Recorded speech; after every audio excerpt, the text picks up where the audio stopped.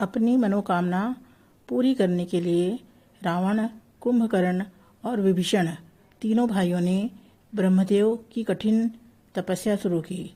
इस दौरान कुंभकर्ण के मन में स्वर्ग की सत्ता का लोभ आ गया, जहां वह रहते हुए जीवन भर भरपेट भोजन करना चाहता था। लेकिन उसकी इस इच्छा से सभी देव चिंतित थे। दरअसल ऐसा हो जाता तो इस संसार का संपूर्ण भोजन खत्म कर देता और सभी जगह त्राही त्राही मच जाती।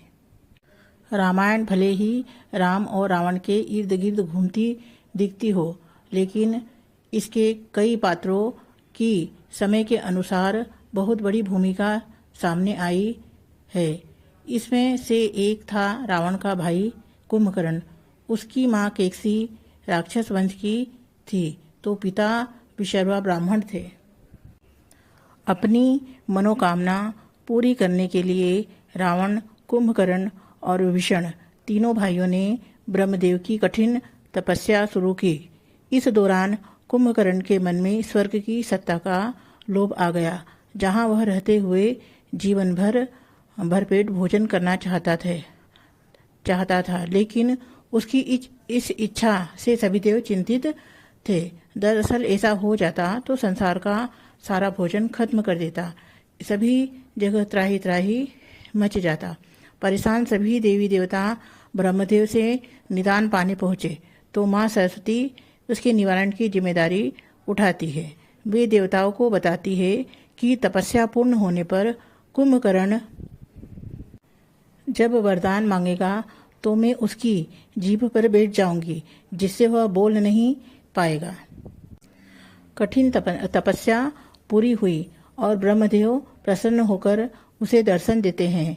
वह उसे मनचाहा वरदान मांगने को कहते हैं।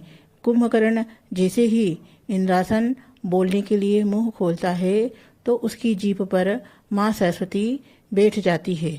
उसके मुख से इंद्रासन के बजाय निद्रासन निकल जाता है।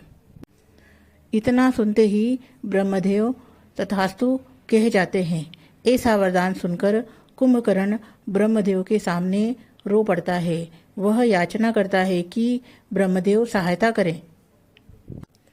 ब्रह्मदेव बताते हैं कि दिया वरदान वापस नहीं लिया जा सकता, लेकिन तुम्हारी भक्ति से प्रसन्न हूँ, इसीलिए इतना कह सकता हूँ कि तुम 6 माह तक विश्राम करोगे।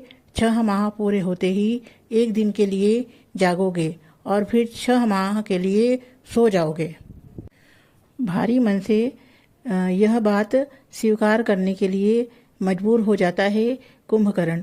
इस तरह कुंभकर्ण का वरदान ही उसके लिए अभिशाप बन जाता है। वो 6 माह सोता है और एक दिन उठकर भरपेट भोजन करता है और रिश्तेदारों से मिलकर वापस सो जाता है।